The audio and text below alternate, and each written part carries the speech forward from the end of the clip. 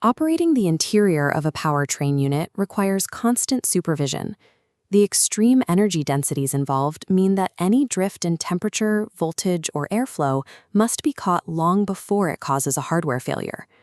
This single-line diagram maps the main power path. The heavy electrical load flows directly from the utility and generator sources straight down into the main switchboard. But managing that heavy load requires a dedicated supervisory point, the Auxiliary Control and Monitoring Panel, or ACMP. To find the ACMP on the single-line drawing, we trace a distinct branch circuit. It draws its power directly from the main switchboard through a dedicated breaker identified as Q13, routing energy away from the critical load path and into the monitoring system. Physically, the ACMP handles two primary tasks. First, it takes that incoming AC power and distributes it to the module's vital auxiliary systems, acting as the local power source for room cooling units, lighting, and exhaust dampers. Second, it serves as the module's communication hub. Telemetry data from the UPS, environmental sensors, and field devices streams backward, returning to the panel where it is processed by the local controller and displayed on the human-machine interface. The ACMP does not carry the facility's critical IT or mechanical load. Instead, its continuous operation guarantees the visibility necessary to keep that main power path online safely. Looking inside the ACMP, the incoming 400-volt AC power is strictly divided into two isolated operational zones. The first zone contains the 400-volt protected auxiliary branches. These individual circuits run through miniature circuit breakers to feed specific field systems, like the room cooling interfaces and the fire suppression panel. In the second zone, a portion of that AC power is converted and stepped down to create a highly regulated 24-volt DC control bus. This low-voltage bus is backed up by dedicated internal batteries. This guarantees that the automation controller, the local touchscreen interface, and the network switch will maintain operation even if the primary AC feed is temporarily lost. This internal segregation dictates how you troubleshoot. If an external exhaust fan short circuits, it will trip an AC branch breaker. But because the DC bus is isolated, the touchscreen remains energized to accurately report that exact failure. Recognizing this separation prevents you from mistaking a localized field power trip for a total failure of the control system. Operators use the HMI overview screen to map the UPS, cooling, and battery nodes. Green confirms normal operation. Amber signals a warning requiring attention. Red indicates a critical abnormality demanding immediate intervention. When an amber or red indicator appears, your first operational step is triage. Use the spatial layout to determine if the fault is electrical, in the thermal controls, the battery storage, or communication network. The overview page is not designed for deep diagnostics. It is a rapid decision support tool that tells you exactly which detail menu to open next. The diagram screen translates the single-line drawing into live telemetry. Read this matrix by checking the open-close position, trip status, and rack-in alignment. A closed breaker with abnormal rack-in is not safely seated. Inspect power quality using the UPS telemetry page. Cross-reference input, bypass, and output values. Voltage and current metrics must remain balanced across all three phases, and load percentage within designed capacity.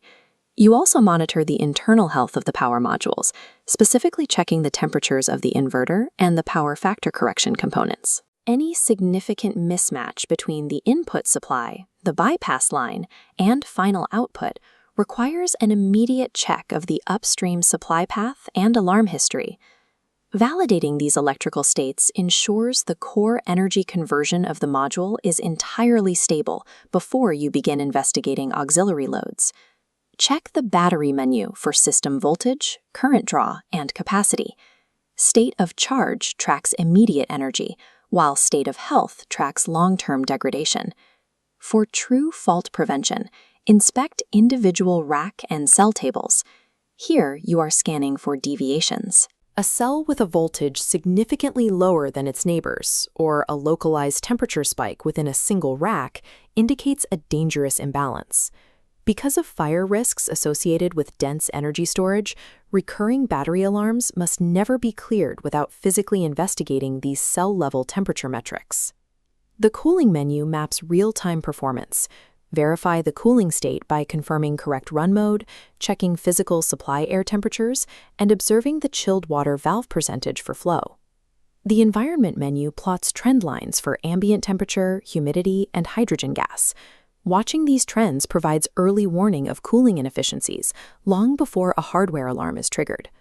The hydrogen sensor data, however, is strictly a life safety metric. Elevated H2 concentrations in a battery room require immediate escalation according to site emergency procedures. Monitoring these trend lines gives you the time necessary to correct thermal drift or gas accumulation before the automation system forces a critical shutdown. All screen data traces to 4 channels. Smoke detectors act as digital inputs, temperature sensors as analog inputs, damper commands execute via digital output relays, and detailed UPS telemetry arrives over the communication protocol network. This logic feeds the alarm page, transforming electrical signals into an evidence trail. An active fault has a logged start time, but a blank clear time field. A completed timestamp means the condition is resolved. Operators must never use the Acknowledge button simply to silence an active buzzer. Acknowledging a prompt does not correct the fault. You must take the description, trace the symptom backward, and physically investigate the source of the alarm. Operating the ACMP requires a disciplined sequence. Startup begins by confirming switching authority and verifying panel covers are secure. Next, energize the upstream feeder from the main switchboard, followed by closing the local breaker to initiate the screen boot up. Immediately after boot up, you review the overview screen to confirm there are 0 critical alarms, logging this baseline normal state. Once online, you apply a standard scanning rhythm to prevent missed abnormalities. It starts with the 1-minute scan, a quick check of the overview page and alarm banners to identify any new red or amber indicators. Next is the 5-minute scan.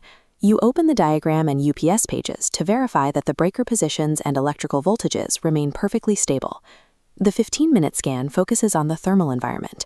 You review the cooling and environment screens to ensure temperature, humidity, and flow are holding steady. Finally, the shift scan requires a deep dive into battery health metrics and an audit of the alarm history to catch any repeating communication faults. Adhering to this rhythm enforces the primary rule of operation: trend before alarm. Checking the baseline constantly allows you to catch system drift before it ever breaches a critical threshold. Maintaining accurate data requires strict change control. Network settings and TCP/IP addresses in the setup menu dictate how the ACMP communicates and must never be altered without formal authorization. The same restriction applies to the time synchronization settings. If the local panel time drifts away from the site's master clock, it destroys the chronological alignment of alarm records during a post-incident investigation. If the panel itself requires maintenance, the shutdown protocol demands that you capture the current screen status and export alarm history before you cut power. Remember the ultimate safety rule: the touchscreen is highly accurate, but it is only a monitoring aid. Electrical safety can only be proven by physical isolation, verified testing, and approved lockout-tagout procedures on the actual breakers. Furthermore, you must observe a strict hold point. Never de-energize the ACMP panel if it removes required environmental monitoring from a critical system that remains live. The panel sits exactly at the intersection of raw field data and operational decision-making. By following these protocols, you ensure the ACMP reliably protects the continuity of the entire powertrain unit.